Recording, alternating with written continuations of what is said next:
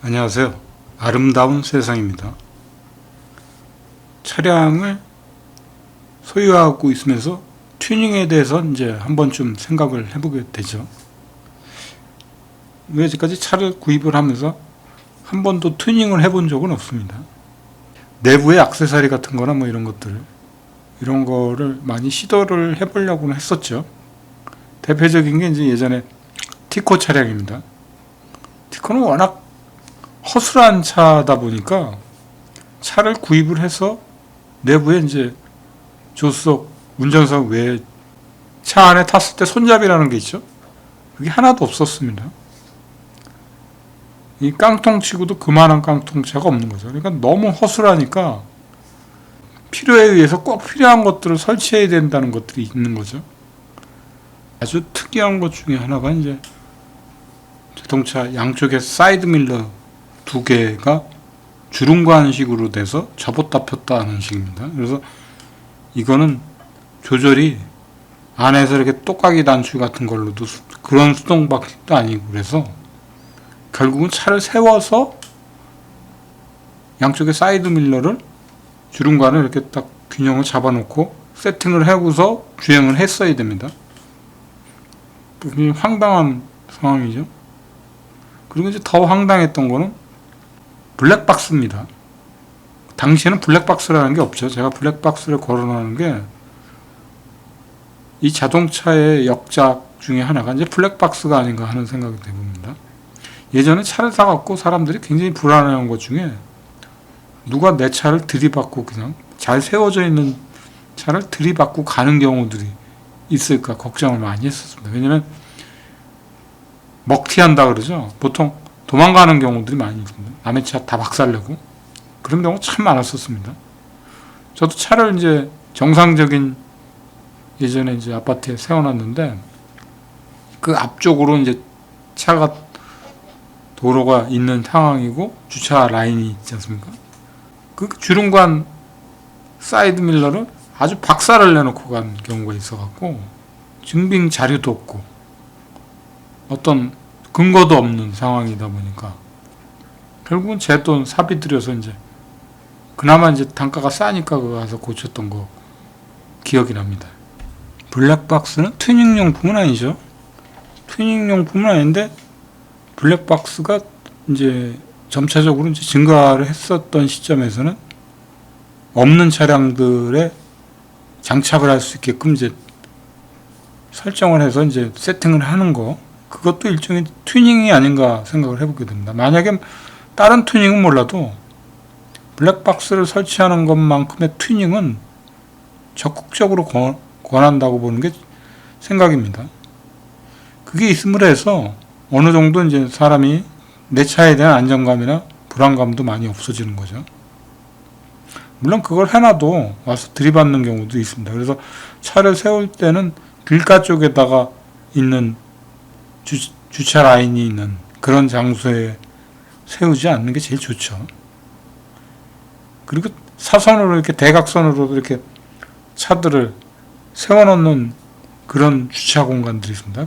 그럴 때 이제 차를 옆에 차가 빼면서 범퍼나 이런 거를 후려치고 나가는 경우들이 많이 있죠. 그러면 대충 얼버버리고 나가는 경우도 있습니다. 근데 이제 요즘은 블랙박스가 있으니까 그걸 통해서 충분히 감지할 수가 있죠. 그것만으로도 요즘은 이제 남의 차에 대해서 많이 신경들을 써야 된다라고 보는 그런 시대가 분명히 온 겁니다. 그리고 좀 독특한 튜닝이라고 할 수 있는 건지는 모르겠지만 차에 이제 볼대들을 세워놓죠. 볼대를 이제 세워놓는 거는 여러 가지. 그것 이제 고급차들은 이제 특히 벤츠 같은 경우는 앞쪽에 엠블런이라고 하나요? 그 엠블런이 볼대 형식으로 툭 튀어나온 벤츠 마크가 들어가는 것이죠. 그건 이제 운전할 때, 그러니까 쉽게 얘기해서 우리가 사격을 하면 0.4격 맞추죠. 그것처럼 그 나와 있는 볼대를 통해서 내 위치에서 그 앞의 거리를 측정하는 겁니다. 사실은 그게 그런 이유로 있는 건데 어느 순간서부터가 그게 없어졌죠. 이제 만약에 인사사고가 나서 본네트 쪽으로 떨어지는 경우들이 있습니다. 떨어질 때 부딪히는 거에서는 경미했는데 떨어지면서 그 볼떡 튀어나온 엠블런의 척추나 사람의 이제 어떤 특정 부위를 뚫고 들어가 버리는 겁니다. 그래서 2차 사고로 사망하는 경우도 실제 있었습니다. 그래서 그걸 법적으로 그런 거 없애라.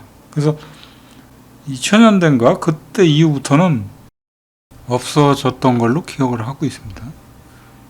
예전에 이제 2000년대 초반에 다이너스티 차량인가요? 그 차 보면은 이제 앞에 본네트 앞쪽에 그 엠블럼 형식으로 다이너스티는 굉장히 요란하게 이렇게 미음자가 이제 긴 미음자 형식으로 돼 있었죠.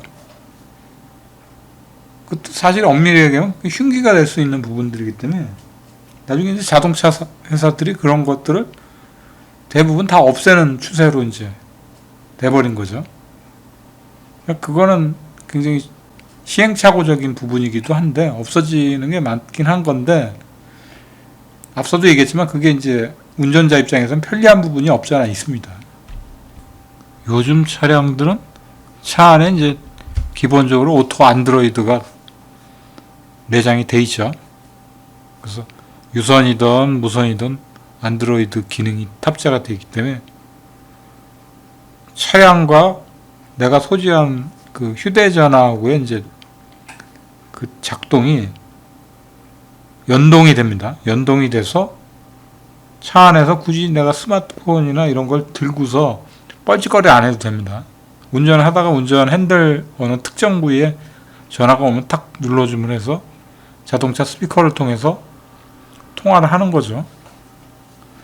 그래서 운전자가 운전에 집중할 수 있는 형태의 좋은 기능이 이제 안드로이드, 오토 안드로이드 기능입니다. 이게 없는 차들도 굉장히 많이 있습니다. 그래서 이것도 튜닝으로 이제 없는 차량들은 꼭 하셔야 된다고 보는 게 제 생각입니다. 특히나 이제 운전을 하면서 앞에 차가 굉장히 거북이처럼 기어가는 경우들이 생기죠. 그러면 영락 없습니다. 전화 통화하고 있는 경우들이 대부분 10중 8구입니다. 이게 너무 빨리 가는 것도 문제지만 너무 느림보 형태로 이제 여유만만형으로 가다가 그게 오히려 사고의 요인이 될 수 있기 때문에 운전 중엔 뭐 엄밀히 얘기하면은 통화 스마트폰이나 이제 휴대전화, 그러니까 휴대전화라는 표현을 하겠습니다. 휴대전화를 들고서 통화를 해서는 안 되겠죠. 그래서 굳이 통화를 해야 된다라면은 그렇게 자동차하고 연동이 돼서 오토 안드로이드 기능이 있다라면 그런 형태로 이제 쓰는 게 제일 좋죠.